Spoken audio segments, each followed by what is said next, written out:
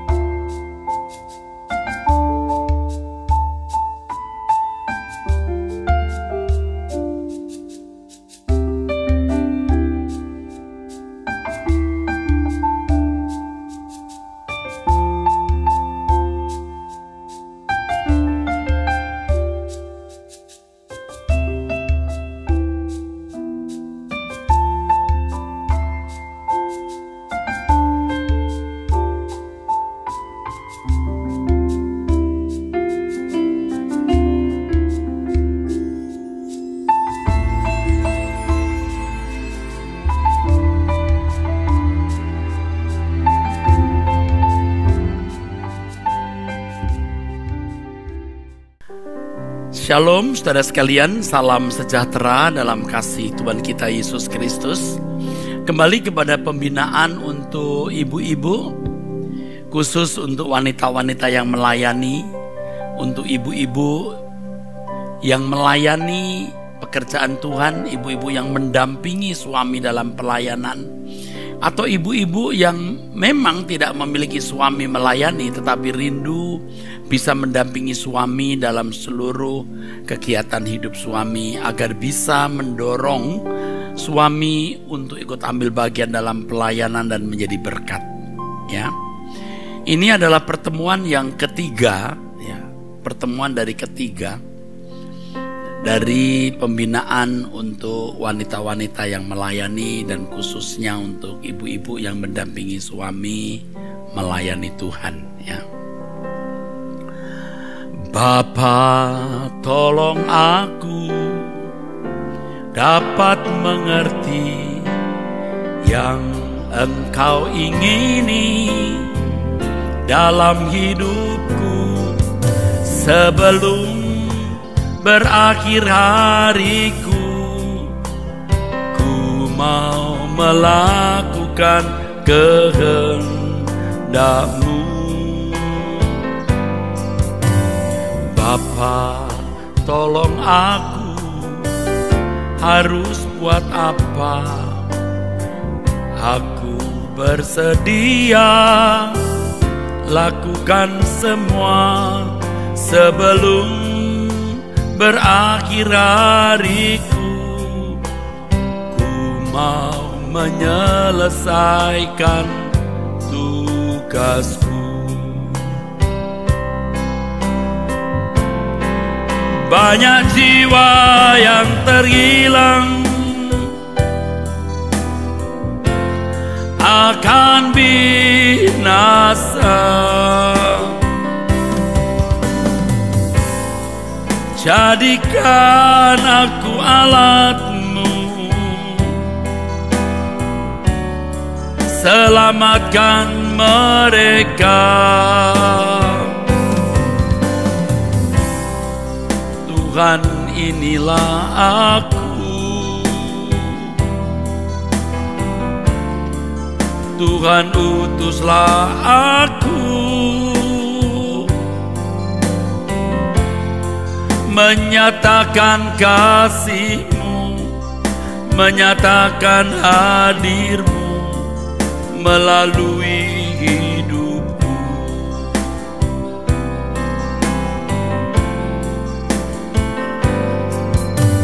Bapa, tolong aku dapat mengerti yang Engkau ingini dalam hidupku sebelum berakhir hariku. Ku mau melakukan kehendak-Mu. Bapa, tolong aku harus buat apa? Aku bersedia lakukan semua sebelum berakhir hariku. Ku mau menyelesaikan tugasku. Banyak jiwa yang terhilang akan binasa. Jadikan aku alat-Mu, selamatkan mereka. Tuhan, inilah aku. Tuhan, utuslah aku menyatakan kasih-Mu, menyatakan hadir-Mu melalui hidupku. banyak jiwa terhilang.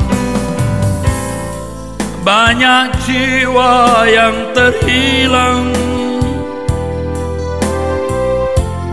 akan binasa. Jadikan aku alatmu, selamatkan mereka.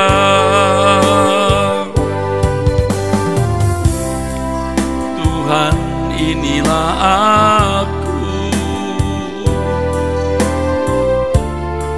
Tuhan, utuslah aku, menyatakan kasih-Mu, menyatakan hadir-Mu melalui hidupku. Mari kita berdoa, saudara. Bapa, kami mohon pengurapan-Mu atas hamba-Mu agar kami menerima kebenaran yang mengalir dari hati-Mu, nasihat-Mu untuk kaum wanita, khususnya untuk ibu-ibu, dan setiap kami yang mau melayani pekerjaan-Mu. Terima kasih Bapa, dalam nama Tuhan Yesus Kristus. Amin. Amin. Saudara sekalian, pelayanan itu pada dasarnya adalah perawatan. Perawatan untuk menyembuhkan, perawatan untuk menghidupkan. Ini prinsip, sangat prinsip. Pelayanan itu adalah perawatan. Perawatan untuk menyembuhkan, perawatan untuk menghidupkan. Dan ini adalah usaha penyelamatan. Supaya manusia tidak binasa, atau supaya manusia tidak mengalami kematian kedua, yaitu terbuang ke dalam api kekal. Ini prinsip sekali, saudaraku. Yang kita layani itu bukan pekerjaan gereja yang kita kenal sebagai pekerjaan, yang kita kenal sebagai pelayanan pekerjaan Tuhan. Yang kita layani itu pribadi. Memang saudara, seperti yang saya kemukakan, membedakan antara pekerjaan Tuhan dan pelayanan bagi Tuhan itu tipis sekali.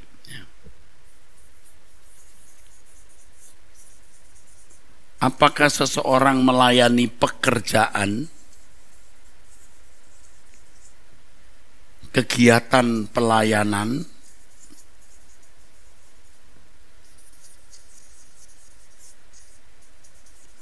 atau melayani individu yang sebenarnya kita melayani Tuhan. Kalau kita melayani Tuhan, kita itu melayani individu. Kita melayani anak-anak Allah, individu-individu. Apa yang kita lakukan untuk individu-individu itu sama dengan apa yang kita lakukan untuk Tuhan. Banyak pelayanan yang tanpa disadari adresnya, ya, orientasinya salah. Orang sibuk dengan pekerjaan kegiatan pelayanan, tapi tidak pada Tuhan sebagai tujuan pelayanan kita, yang mana kita harus melayani individu. Dan saya bisa mengerti, tapi saya tidak mau menerima dan tidak bisa diterima. Orang-orang yang melayani pekerjaan Tuhan dalam arti kegiatan di lingkungan gereja, karena memang mereka belum memiliki kapasitas diri yang baik atau kapasitas diri yang benar. Karena belum sehingga ya tidak bisa melayani Tuhan secara benar. Oleh sebab itu kepada saudara-saudara sekalian, khusus kepada ibu-ibu yang melayani pekerjaan Tuhan, kita harus mengerti dulu ini dengan baik. Ya, jangan sampai meleset. Di mana-mana banyak pelayanan itu meleset. Ya. Seperti yang saya kemukakan minggu lalu, orang melayani, ibu-ibu melayani pekerjaan Tuhan karena suami memang pendeta, atau suami karena seorang rohaniwan, atau ibu-ibu mendapat tugas dalam pelayanan, ya, entah sebagai ketua komisi wanita atau guru sekolah minggu atau apapun, atau karena terlibat dalam organisasi pelayanan gereja. Akhirnya tidak fokus dan hasilnya pasti tidak ada hasilnya. Melayani pekerjaan atau kegiatan pelayanan ini orientasinya itu hanya pada kegiatan, tapi tidak pada individu. Kita itu melayani Tuhan, itu melayani individu, melayani orang. Kenapa kita melayani orang? Karena manusia yang telah jatuh dalam dosa itu manusia yang sakit. Manusia yang sakit.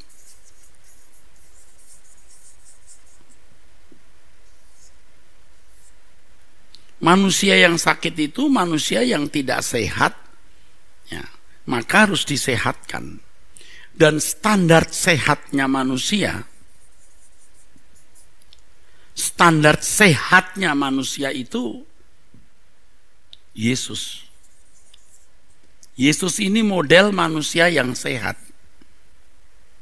yang jiwanya sehat, sempurna.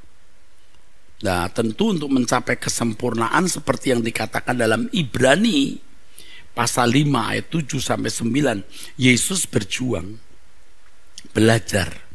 Nah, ini penting untuk dipahami bahwa untuk mencapai kehidupan yang sehat secara jiwa itu memang lewat proses.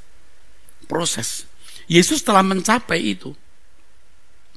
Jadi ketika Yesus berkata jadikan semua bangsa muridku, itu sama dengan rawatlah mereka untuk memiliki kesehatan seperti yang kumiliki.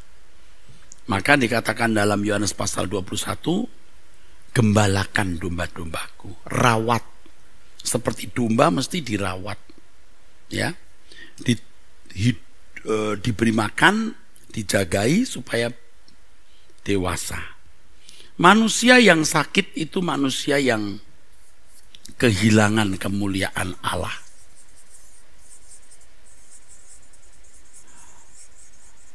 Kemuliaan Allah.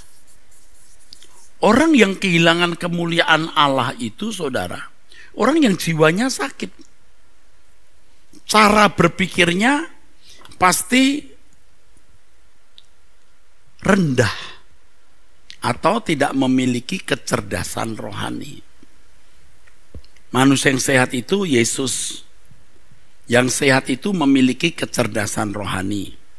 Kecerdasan rohani itu tidak ditandai dengan intelektual semata-mata, tetapi kehidupan yang dalam segala hal selalu sesuai dengan pikiran dan perasaan Allah.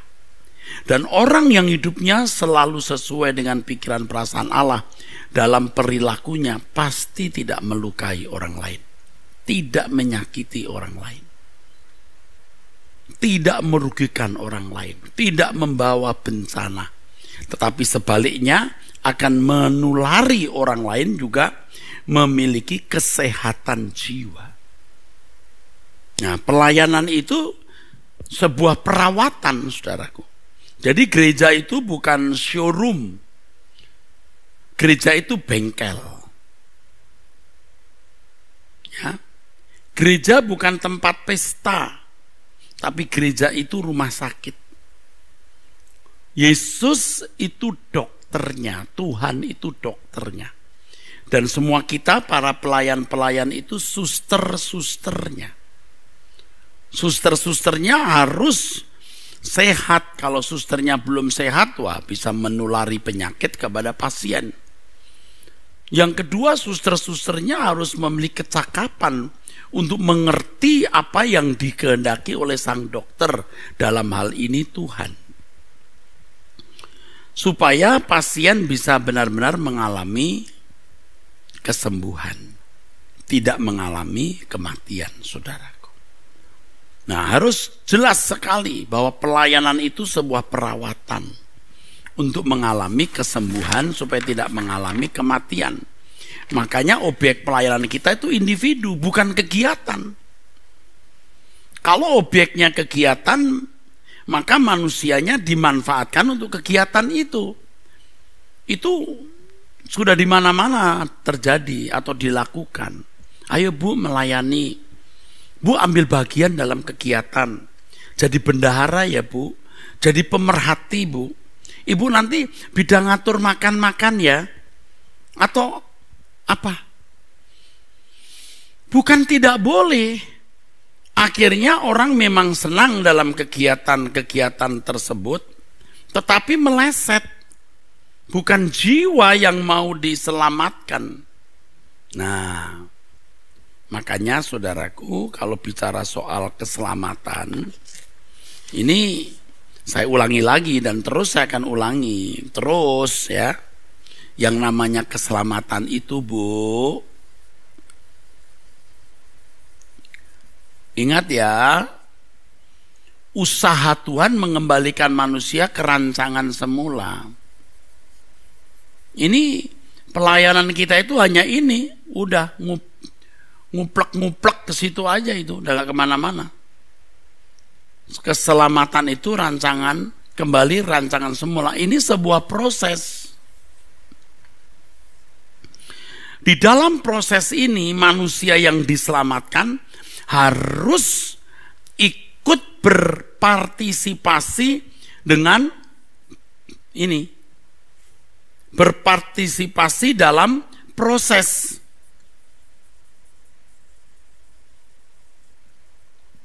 Anda pernah lihat nggak? Pernah ketemu nggak? Orang sakit yang tidak sembuh-sembuh. Masalahnya bukan karena salah obat. Obatnya nggak diminum.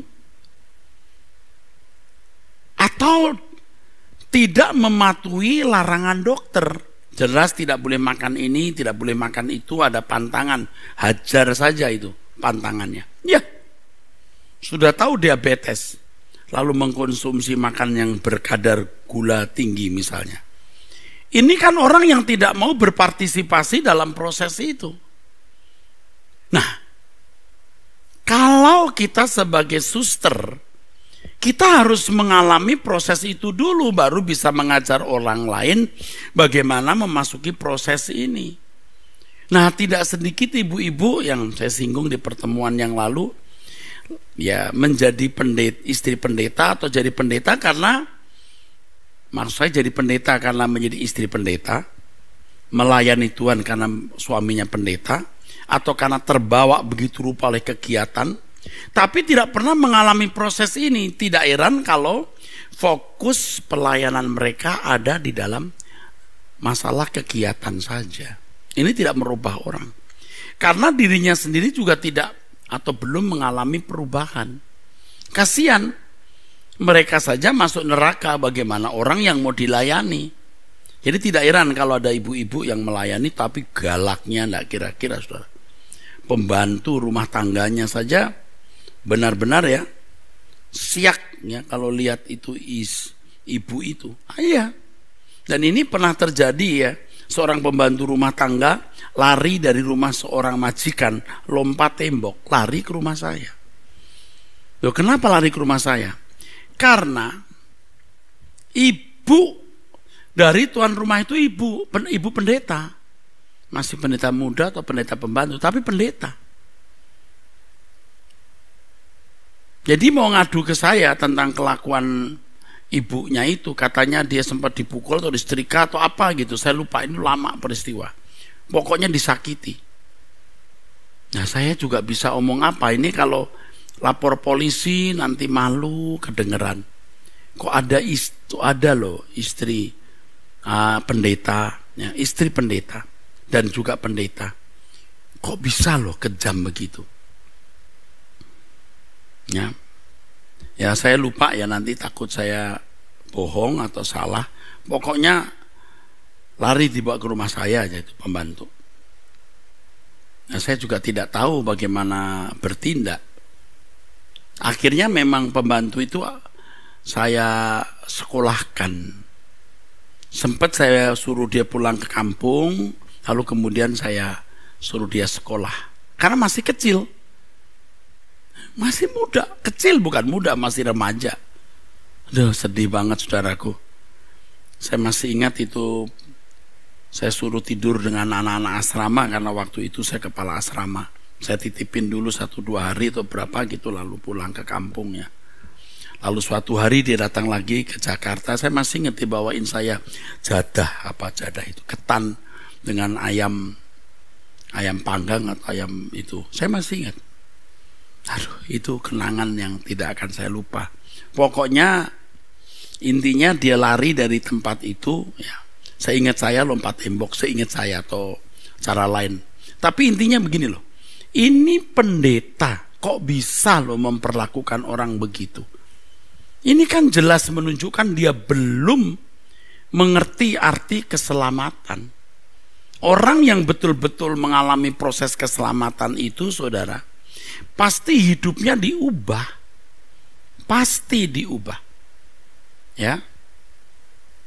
Orang percaya yang benar itu bukan hanya lebih baik dari umat agama lain. Kalau Tuhan Yesus berkata, hidup keagamaanmu harus lebih dari ahli Taurat dan orang Farisi. Lebih dari ahli Taurat dan orang Farisi, saudara. Lebih dari ahli Taurat dan orang Farisi. Jadi lebih dari tokoh-tokoh agama Yahudi waktu itu. Itu kan artinya dipanggil secara luar biasa dalam kelakuan. Kalimat lain tidak mengada-ada, dipanggil untuk sehat. Ukuran sehat apa tadi? Seperti Yesus. Orang-orang yang sudah sehat jiwanya itu seperti Yesus. Makin seperti Yesus, makin sehat. Ya. Orang sakit itu orang yang kehilangan kemuliaan Allah, yang tidak memiliki kecerdasan rohani. Kecerdasan rohani itu kemampuan untuk bertindak selalu sesuai dengan pikiran dan perasaan Allah. Dan pelayanan gereja itu mengubah manusia tersebut dari manusia yang sakit, yang tidak memiliki kecerdasan rohani, menjadi manusia yang memiliki kecerdasan rohani. Kalau saudara mengikuti seminar saya mengenai setan, kejatuhan manusia ke dalam dosa itu kan berangkat dari makan buah pengetahuan tentang yang baik dan jahat. Ya, manusia dikondisi oleh kuasa gelap untuk hidup, ya, untuk hidup dalam pertimbangan antara yang baik dan jahat. Dalam bertindak, berperilaku, berpikir, itu pertimbangannya antara yang baik dan jahat. Nah, kenyataannya orang ditarik menjadi jahat. Saudara ikuti khotbah saya mengenai setan. Ditarik menjadi jahat, bahkan jahat sekali. Tapi yang baik tetap baik. Padahal rancangan Allah itu manusia segambar serupa dengan Allah. Jadi orang-orang yang tidak memiliki pertimbangan jahat. Tidak memiliki pertimbangan jahat. Kalau iblis menarik manusia untuk memiliki pertimbangan antara baik dan jahat. Dan tidak pernah dipahami, tidak pernah dimengerti manusia bahwa ini ada lorong yang bisa membuat manusia makin jahat seperti binatang, bahkan seperti setan sendiri. Tetapi yang baik hanya baik saja. Nah, keselamatan dalam Yesus Kristus, manusia mau dibuat sempurna seperti Bapa, serupa dengan Yesus. Nah, ini kecerdasan rohani. Nah, pelayanan kita itu menggiring manusia memiliki kecerdasan rohani ini. Ibu-ibu yang cerdas rohaninya. Tidak harus intelek, pendidikan tinggi, oh bukan. Kecerdasan rohani itu kepekaan hati, nurani yang baik, ya. Manusia batiniah yang lemah lembut, yang segala sesuatu yang dilakukan selalu sesuai dengan pikiran dan perasaan Allah. Nah, itu objek pelayanannya individu, saudara, manusia itu. Maka manusianya harus mau memberi diri, berkontribusi atau berpartisipasi dalam proses itu. Dalam proses tersebut, partisipasinya apa? Ya, doa. Jadi harus memiliki kehidupan doa, perjumpaan dengan Tuhan, belajar firman, belajar Injil. Makanya dalam pelayanan yang penting bagaimana kebenaran Injil disampaikan, lalu hadirat Allah hadir dalam pertemuan-pertemuan bersama. Lalu ini yang ketiga, menerima penggarapan Allah. Jadi kalau ibu-ibu mengalami kesulitan, jangan kita berkata, oh itu kutuk. Wah, ya, tidak. Salah itu. Itu pelajaran. Itu pendidikan. Nah, ibu-ibu yang dewasa rohani ketika menghadapi konseli itu artinya orang yang dikonseling, beritahu. Misalnya ada ibu-ibu putus asa karena anaknya menikah dengan orang yang beragama lain, dia stres. Nah, ibu-ibu pelayan Tuhan, maksud saya ibu-ibu pelayan Tuhan tidak mengatakan begini, oh ini kutuk ini, kutuk, atau ini gara-gara tidak memberi perpuluhan. Salah loh itu jawaban-jawaban begitu. Nah, kita koreksi dulu, orang tua kurang mempersiapkan anak-anak mendidik. Bisa. Sehingga anak-anak bisa pindah agama itu, orang tua mempersiapkan bagaimana persiapan yang diberikan anak-anak untuk memiliki iman yang teguh. Tapi sudahlah, itu sudah terjadi. Tetapi keadaan itu membuat keadaan itu mau mendewasakan ibu yang kehilangan anak itu. Nah, masih ada kesempatan untuk mendoakan supaya anak itu kembali kepada Tuhan. Yang kedua, jangan beribut, jangan berkelahi, jangan mengutuk, mengusir, tetapi tunjukkan perbuatan yang baik. Tunjukkan perbuatan yang baik.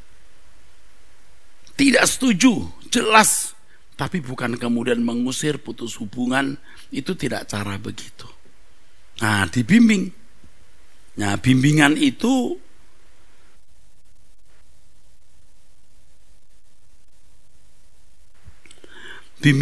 merupakan Pembimbingan itu membuka kesadaran supaya ibu-ibu tahu bahwa itu pengharapan Allah. Ibu-ibu yang datang yang mengatakan bahwa suaminya usaha suaminya sekarang jatuh, ya, ekonomi sulit. Oh, jangan kita katakan, oh itu kutuk, harus lepaskan dari kutuk-kutuk kemiskinan. Itu cara penyelesaian yang tidak bijaksana. Melalui hal itu Tuhan menggarap kita dan seterusnya. Saya tidak bisa berbicara panjang lebar mengenai hal ini karena ini ada di dalam pembahasan yang lain mengenai pastoral. Tetapi yang penting kalau seorang ibu dalam proses, maksud saya seorang pelayan Tuhan mengalami proses keselamatan, itu pasti dia akan bisa menularkan itu kepada orang lain karena proses keselamatan yang dialami atau dilaluinya itu juga bisa, saudaraku, mendewasakan rohaninya. Jadi ibu-ibu harus mengalami pembaharuan atau perubahan dulu, ya. Pembaharuan atau perubahan dulu. Saya kira kita harus memahami yang dimaksud oleh firman Tuhan, ya saudaraku. Banyak orang salah memahami, ya, ayat-ayat firman Tuhan yang selama ini diajarkan secara tidak tepat, ya. Banyak, ya. ayat-ayat Alkitab yang diajarkan secara tidak tepat. Seperti misalnya oleh bilur-bilurnya kita disembuhkan. Itu kan sebenarnya kata bilur-bilur disembuhkan itu tidak menyangkut itu sebenarnya bukan sakit jasmani, saudara. Itu bukan sakit jasmani. Sebenarnya itu sakit rohani. Oleh bilurnya kita disembuhkan. Itu sebenarnya bukan sakit jasmani, tapi sakit rohani. Tapi selama ini kita diartikan sebagai sakit jasmani. Itu sakit rohani. Kalau kita memperhatikan apa yang dikatakan dalam firman Tuhan, sekitar kalimat itu sebenarnya kita melihat itu mengenai karakter, mengenai watak. Jadi tidak ada urusannya dengan penyakit jasmani. Tetapi kalau itu digunakan untuk jasmani ya tidak salah juga. Bukan suatu yang keliru. Bisa saja, tapi tidak tepat atau mengalami apa yang disebut sebagai degradasi atau kemerosotan, ayat yang diartikan secara tidak tepat. Seperti firman Tuhan yang mengatakan tidak ada yang mustahil bagi Allah. Itu jangan hanya ditujukan untuk konteks sakit penyakit, jangan hanya ditujukan untuk konteks, jangan ditujukan untuk konteks mujizat, konteks masalah-masalah keuangan atau pemenuhan kebutuhan jasmani. Tetapi untuk hal yang lebih prinsip, karena ayat itu muncul ketika Maria hamil. Oleh karena Maria hamil, kita melihat ketika Maria hamil, saudaraku, itu mustahil bagi manusia, tapi tidak mustahil bagi Allah. Lalu untuk konteks berikut di Matius yang ke-19, ketika Tuhan mengajarkan bahwa hidup yang berkualitas itu tidak sekedar melakukan hukum, tetapi mengikuti jejak hidup Tuhan Yesus. Yang tadi saya katakan sehat ini, jejak hidup Tuhan Yesus. Nah, ini artinya apa, saudaraku? Artinya hal yang menyangkut karakter, moral, watak. Nah, sayangnya saudara, kita melihat kenyataan di mana ayat itu digunakan untuk berbagai masalah. Ya, tidak salah juga, tapi tidak tepat. Mestinya ditujukan untuk karakter, untuk watak. Sayang sekali kita melihat ayat-ayat Alkitab yang disalahgunakan ini. Dan akhirnya saudara, kita melihat penyimpangan, sehingga kebenaran firman Tuhan yang begitu luar biasa dan hebat menjadi tidak kena sasaran. Tidak kena sasaran, meleset. Karena meleset inilah maka banyak orang Kristen tidak mengalami hidup kekristenan yang tepat. Tidak mengalami, saudaraku. Sayang sekali. Oke, kita teruskan. Jadi yang kita rawat ini adalah ibu-ibu. Dan banyak ibu-ibu yang sakit.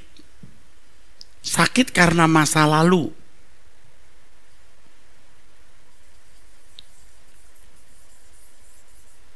Masa lalu yang pahit sejak dia dalam keluarga orang tuanya. Latar belakang, ya. Rusak karena pergaulan.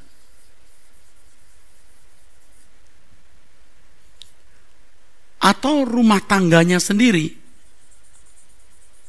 Seperti yang saudara pasti juga tahu, banyak wanita yang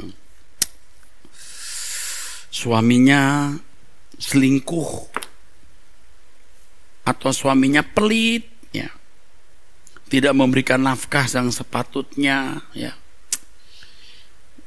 Suami banyak duit tetapi tidak memberi yang cukup untuk keluarga, atau tidak memberi bantuan kepada keluarga pihak ibu. Sakit, ya, sakit. Belum lagi masalah anak-anak. Ini banyak nih masalah, saudara. Masa lalu saja sudah merusak. Waktu kecil, maaf ya, ini fakta ya. Waktu kecil pernah hampir atau sudah diperkosa oleh pamannya sendiri, atau oleh teman-teman kakak-kakaknya kalau dia seorang wanita, atau diperlakukan tidak adil oleh orang tuanya, atau dititipkan ke family. Ini jiwanya sudah wounded, luka, wounded, sudah luka. Lalu dalam pergaulan, wah, banyak pergaulan buruk yang merusak ibu-ibu atau kaum wanita. Jadi berangasan, ya, wanita ikut tawuran, hubungan seks di luar nikah, gonta-ganti pasangan, seks bebas atau free sex. Lalu ketika berumah tangga pun sudah hamil sebelum menikah. Aduh, atau menikah dengan pria yang sudah punya pasangan, sehingga dia harus menghadapi istri dari pria yang menjadi suaminya. Waduh, masalah banyak. Sakit. Banyak ibu-ibu yang sakit. Jadi kalau kita melihat secara jiwani, secara umum saja sudah sakit. Kalau bicara mengenai jiwa secara umum, ini sudah sakit, sudah minus. Ini belum lagi dilihat dari kejiwaannya secara khusus, di mana orang juga mau dijadikan sesuai dengan rancangan Allah semula. Ini saja belum sembuh, apalagi masuk ke proses untuk dikembalikan ke rancangan Allah semula. Nggak main-main, saudara. Nah, kalau di gereja kaum wanita berantem antara pemimpin komisi wanita dengan bendahara, berantem antara pengurus A, pengurus B, saling mengata-ngatai atau membicarakan kesalahan, ya. Wah, rusak, saudaraku. Di pergaulan ibu-ibu sudah rusak, sekarang pergaulan gereja yang juga rusak. Stres, dia mau jadi baik, mau jadi benar, tapi melihat situasi itu tambah rusak. Dan ini fakta-fakta yang ada di lapangan, bukan saya karang. Memang faktanya terus terang begitu, saudara. Menyedihkan sekali, kan? Makanya kita lihat banyak kegiatan-kegiatan wanita yang panas hanya sementara lalu jadi dingin lagi. Kegiatan wanita yang hanya menjadi tempat ibu-ibu mengisi waktu, tapi tidak mengubah wanita-wanita itu. Seperti yang saya katakan minggu lalu, padahal saudara, lebih banyak kaum wanita daripada kaum pria. Tapi sedikit sekali itu pelayan-pelayan wanita yang handal itu. Nih, saya cerita ya saudara, ini fakta ya. Tidak sedikit pelayan-pelayan wanita yang menjadi pelayan karena satu dan lain hal di masa lalunya. Gagal berumah tangga, iya. Gagal berumah tangga. Lalu tidak ada kegiatan yang membuat ia menjadi produktif. Lalu kegiatan yang gampang diraihnya menjadi pendoa.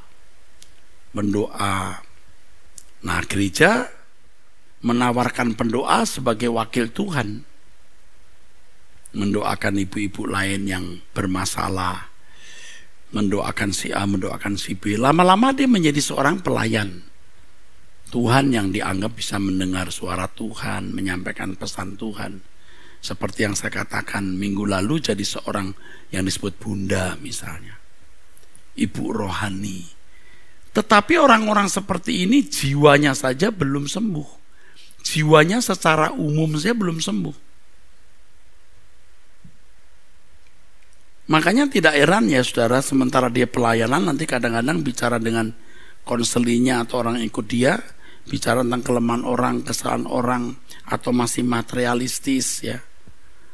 Jadi masih punya, jadi untuk masalah jiwa secara umum saja masih sakit, belum masuk ke rancangan khusus segambar dengan Allah, ini saja belum.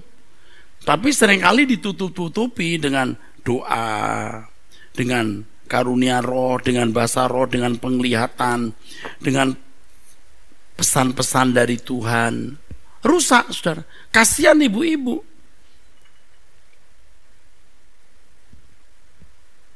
Dan kalau kita jujur, kan ada pelayan-pelayan wanita yang memang memiliki masa lalu yang belum sembuh. Saya tidak mengatakan bahwa masa lalu seseorang itu pasti membuat orang rusak berkepanjangan. Tidak. Ada orang yang sempat rusak memang. Tapi masa lalu yang rusak itu bisa sangat efektif, bisa sangat efektif untuk mengubah hidup seseorang. Sangat efektif mengubah hidup seseorang itu. Sangat efektif. Jadi dengan masalah-masalah yang dihadapi seseorang, hidupnya diubah. Dengan kepedihan, kepahitan, pengalaman masa lalu yang pahit itu, dia punya banyak bekal ya. Dia punya banyak bekal untuk menasehati orang karena dia juga mengalami. Dan faktanya memang ada wanita-wanita atau pelayan-pelayan wanita, maksud saya ada wanita-wanita yang melayani karena pengalaman masa lalunya begitu pahit ya, atau buruk bahkan ya. Tapi karena mengalami kesembuhan, dia lebih efektif, dia bisa lebih menghayati pergumulan orang-orang yang dilayaninya itu, dia lebih menghayatinya. Nah saudara, ini menyedihkan ya, saya tidak bisa berkata banyak ya. Saya tidak bisa berkata banyak. Kenyataan yang kita lihat, ada orang-orang yang memang belum siap melayani, jauh ya, belum siap.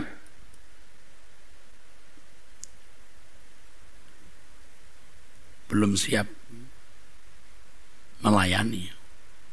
Oleh sebab itu yang harus saya ajarkan kepada saudara, dan ini satu hal yang mutlak yang merupakan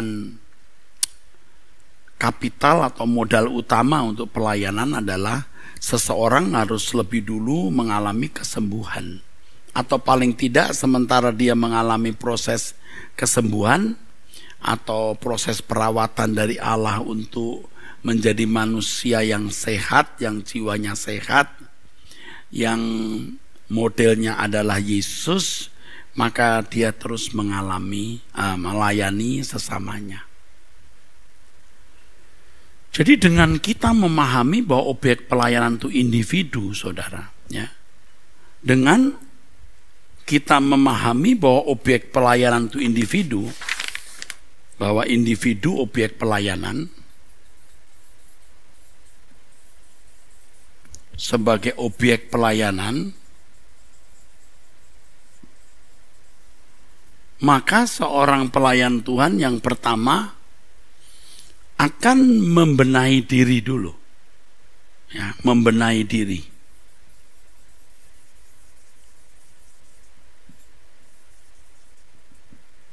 Membenahi diri.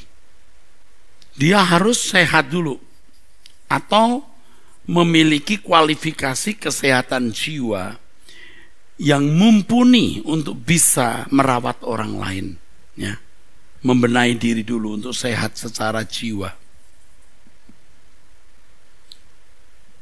Ibu-ibu ingat ini, pelayanan kita itu individu. Dengan pelayanan kita individu, objek pelayanan kita individu, maka kita yang pertama akan pasti membenahi diri. Kita tidak akan bisa membenahi orang lain kalau kita belum bisa membenahi diri sendiri. Di Matius pasal 22 ayat 37 sampai 40, kasihlah sama manusia seperti kau mengasihi dirimu sendiri. Itu standar mengasihi orang itu mengasihi diri sendiri dulu. Orang yang gagal mengasihi diri sendiri, dia tidak akan bisa mengasihi orang lain dengan benar. Ini bukan mengasihi diri sendiri secara kodrat. Artinya karena kodrat dosa orang jadi egois. Bukan karena kodrat dosa maksudnya. Tetapi mengasihi diri sendiri seperti yang Allah ajarkan. Bagaimana Allah mengasihi kita? Apa sih isi kasih Allah kepada kita? Keselamatan. Apa itu keselamatan? Dikembalikannya manusia ke rancangan Allah semula. Itu keselamatan. Orang harus bisa mengasihi diri sendiri baru bisa mengasihi orang lain. Orang yang suka mabok-mabok, ya, dia mengasihi diri sendiri dengan minuman keras. Dia mengasihi diri sendiri dengan minuman keras. Dia tidak bisa menjejali orang lain dengan minuman keras. Karena firman kasihlah sama manusia seperti kau mengasihi diri sendiri. Ia tidak bisa berkata karena aku mengasihi diriku sendiri, aku mengasihi diri saya sendiri dengan minuman keras, maka aku kasih juga minuman keras ke orang. Itu salah. Bukan demikian. Mengasihi diri sendiri seperti Allah mengasihi kita. Apa isi kasih Allah itu? Keselamatan. Apa itu keselamatan? Dikembalikan ke rancangan Allah semula. Jadi mengasihi diri sendiri secara benar. Nah, kalau ibu-ibu yang masih materialistis, saudaraku, ya, yang mengasihi diri sendiri dengan perhiasan, dengan barang-barang branded, bagaimana dia bisa mengasihi orang lain? Tidak bisa. Paling dia membuat kegiatan pelayanan saja, lalu di dalam kegiatan itu dia mendapat kehormatan, dia mendapat tempat di hati banyak orang, dia dihargai dan seterusnya. Dia belum bisa mengasihi orang lain, sebab dia juga gagal mengasihi diri sendiri.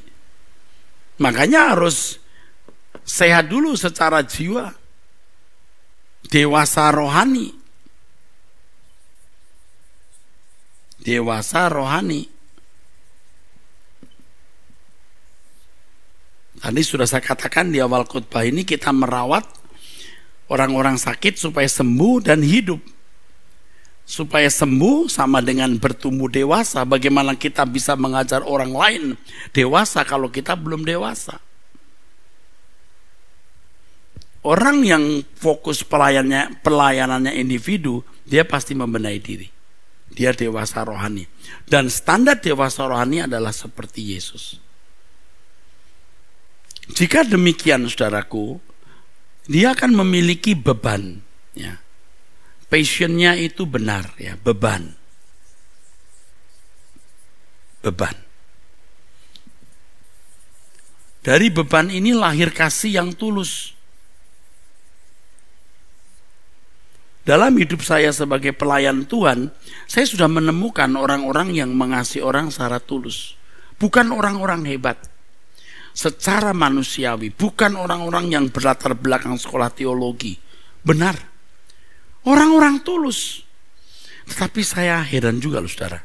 Tapi ini tidak jadi ukuran umum, ya. Wanita-wanita yang sekolah teologi, yang pintar bicara mengenai teologi, malah garang-garang. Kalau ngomong tuh garang. Nggak ngerti saya. Tidak semua, tapi saya melihat banyak. Jadi garang. Jadi formalitas kalau ngomong akademis. Nggak tersentuh ibu-ibu. Makin bergelar teologi maksudnya, makin tidak bisa mencuci kaki saudaranya. Bingung juga saya, kenapa bisa begitu? Tapi ada orang-orang yang tidak pernah sekolah teologi, ibu-ibu yang tidak sekolah teologi, yang tidak punya pendidikan tinggi, tulusnya merawat orang lain. pedulinya melawat orang lain, bebannya terhadap orang lain, tulus.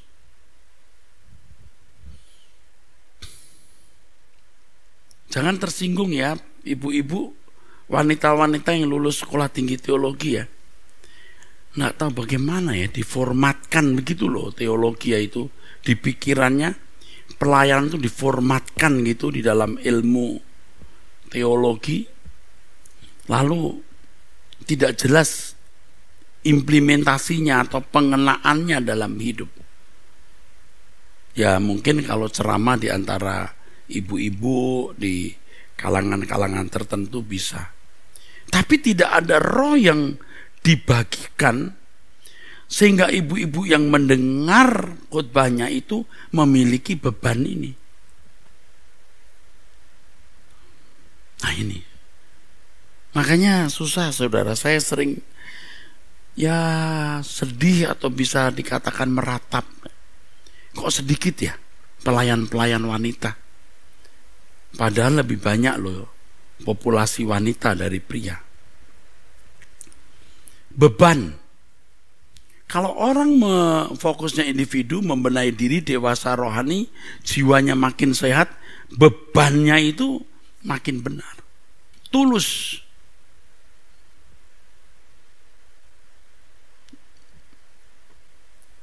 So, jangan mikir banyak-banyak dulu deh, saudara. Ibu-ibu, para pelayan-pelayan Tuhan, coba tiarap dulu. Jangan bicara soal organisasi dan berbagai program-program. Aduh, mulai dulu deh membenahi diri. Tentu anjuran saya, saudara mengikuti khotbah-khotbah saya di Truth ID. Ya, Anda tidak harus satu sinode dengan saya, tapi ikuti kebenaran-kebenaran yang saya sampaikan. Saudara bisa mengalami sebuah kesembuhan di dalam jiwa saudara. Lalu memiliki beban, dan beban ini akan melahirkan kasih yang tulus. Kasih yang tulus itu mengikat kita dengan jemaat yang kita layani, mengikat kita ya. Kadang-kadang ya saudara, saya lihat pembicara-pembicara wanita itu hebat-hebat ya. Ada yang hebat maksudnya, ada yang hebat, tapi pancarannya itu sangar gitu loh, garang gitu. Beban untuk bagaimana meratapi ibu-ibu itu kurang. Nah sekarang saudara kita berubah. Kalau pertemuan para ibu-ibu dari berbagai daerah, entah di kongres itu, lalu pembicaranya itu orang-orang akademisi yang biasa jadi pembicara atau main speakernya. Orang-orang yang ada MTH-nya, ada doktornya, ahli psikologi, ahli itu. Saya nggak yakin mereka bawa pulang itu. Mereka hanya mendengar sekilas, tahu sedikit, tapi rohnya nggak dibakar. Di gereja-gereja tertentu, kongres-kongres wanita, ada KKR juga, ibu-ibu menangis maju ke depan. Tapi setelah itu ya selesai juga. Nggak ada perubahan. Kenapa?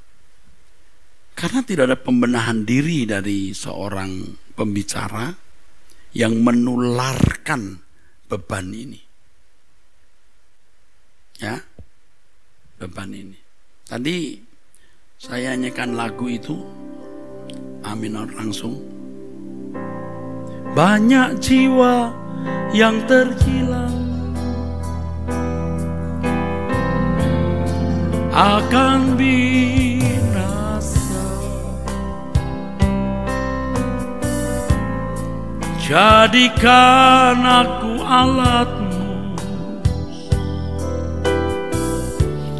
selamatkan mereka. Tuhan, inilah aku.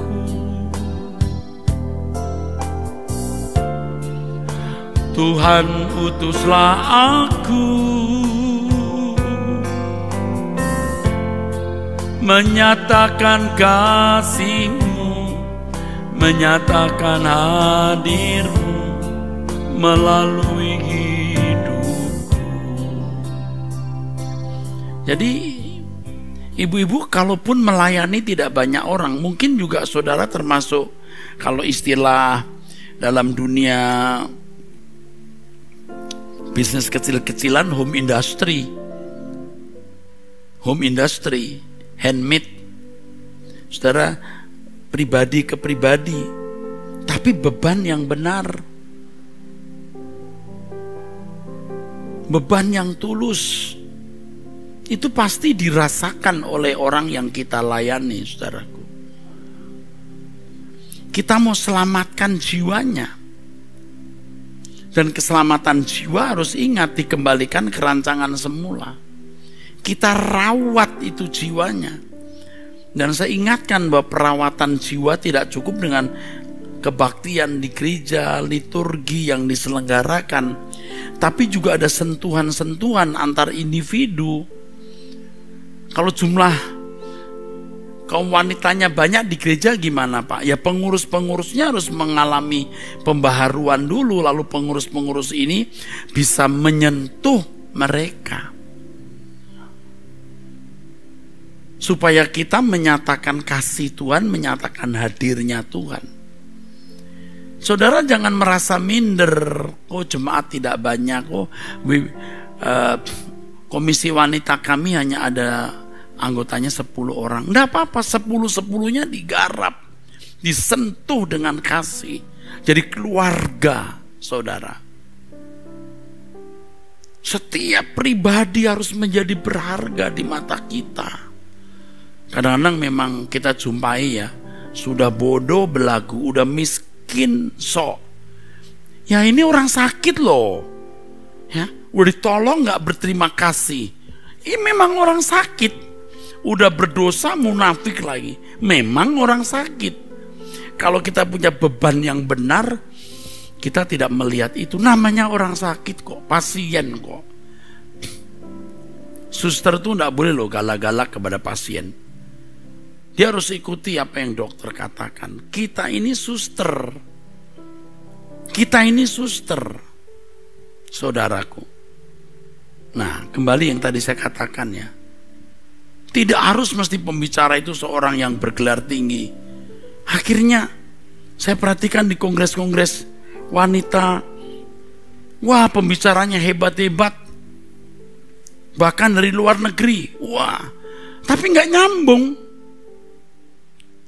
Cuman keren aja, yang keren itu pimpinannya bisa ngundang orang dari luar negeri, ya, dia juga bangga bisa punya anggota wanita misalnya. Saya sudah lama berkecimpung di dunia itu, jadi saya mengerti sekali. Tidak bermaksud saya sedang menyakiti seseorang atau melukai atau menyerang. Tidak. Ini beban kita. Ibu-ibu yang tidak diubah. Karena pembicara-pembicaranya juga bukan orang yang memiliki beban kasih yang tulus karena belum membenahi diri dengan baik. Sekolah teologi ya gelar tidak menjamin orang memiliki kedewasaan rohani dan sehat jiwanya.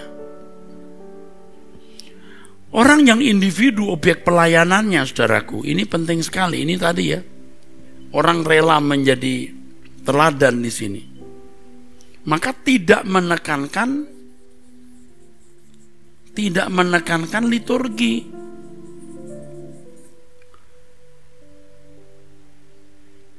Kebaktian itu perlu, oke, tapi itu bukan segalanya.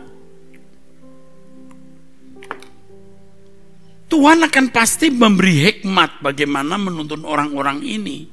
Dan ajaibnya nanti saudara akan bisa melihat bagaimana Tuhan akan mempercayakan saudara orang-orang yang saudara harus rawat. Nah itu betul-betul pekerjaan Roh Kudus. Bagaimana saudara bisa bertemu dengan orang-orang yang saudara akan sentuh secara pribadi. Tuhan akan kirim orang-orang yang saudara bisa sentuh. Jadi jiwa-jiwa itu berharga sekali, saudara.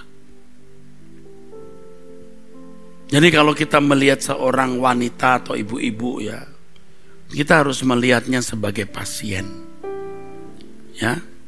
Apakah dia orang miskin, apakah dia orang kaya? Jangan lihat orang kaya berpikir, wah intelek ini, bisa punya teman pergaulan orang kaya.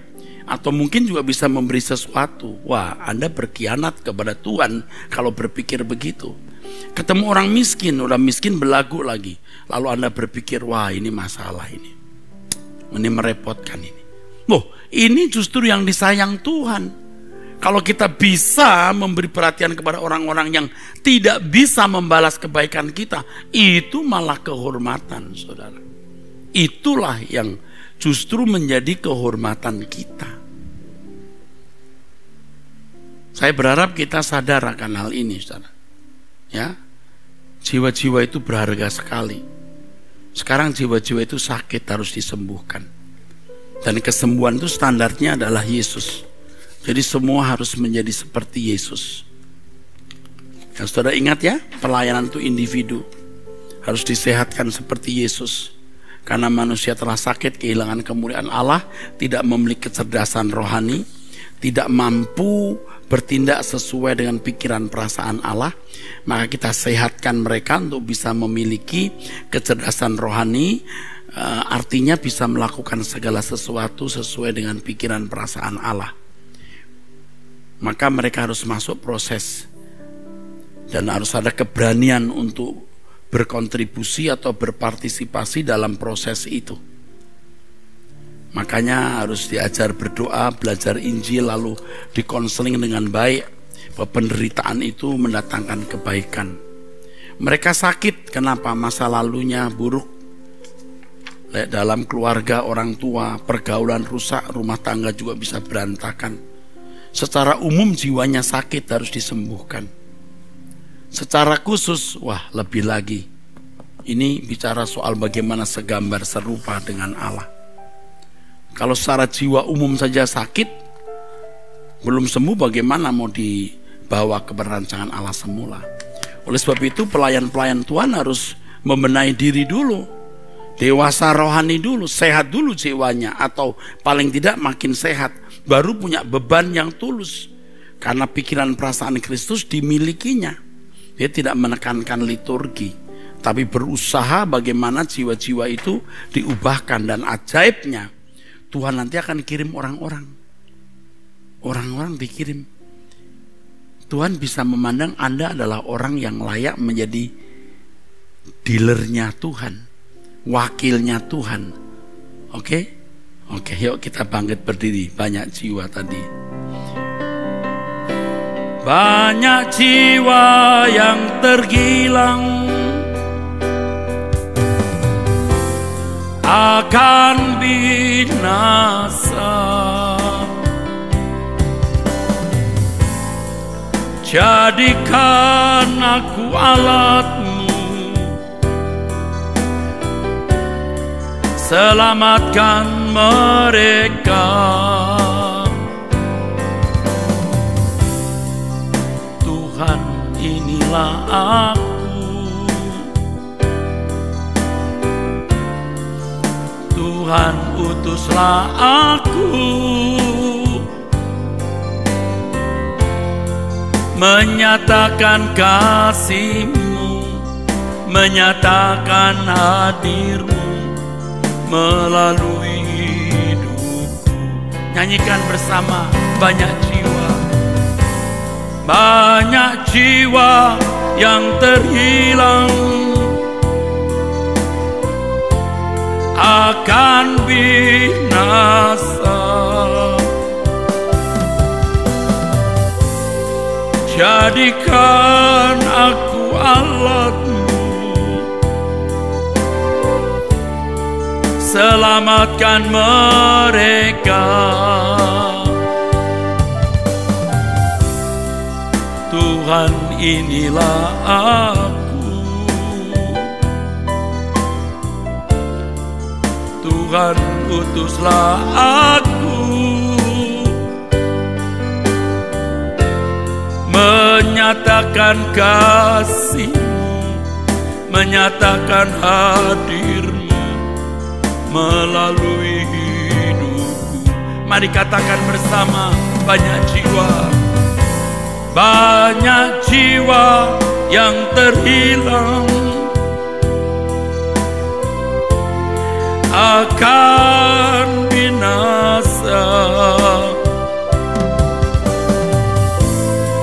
Jadikan aku alatmu. Selamatkan mereka. Katakan Tuhan, Tuhan inilah aku. Katakan Tuhan utus, Tuhan utuslah aku. Menyatakan kasih-Mu, menyatakan hadir-Mu melalui hidupku. Kita tidak punya banyak kesempatan, saudara.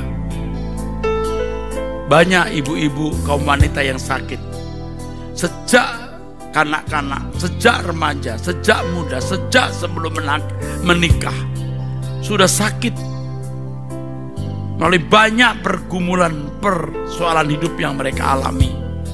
Sakit, rusak karena pergaulan, dan bahkan ketika menikah pun dalam keadaan tertekan oleh berbagai persoalan. Orang-orang sakit yang digiring oleh iblis menuju kegelapan, kitalah yang akan menjadi suster-susternya. Kita yang harus selamatkan mereka. Tuhan mau menjadikan kita alatnya, menghadirkan kasih-Nya, menghadirkan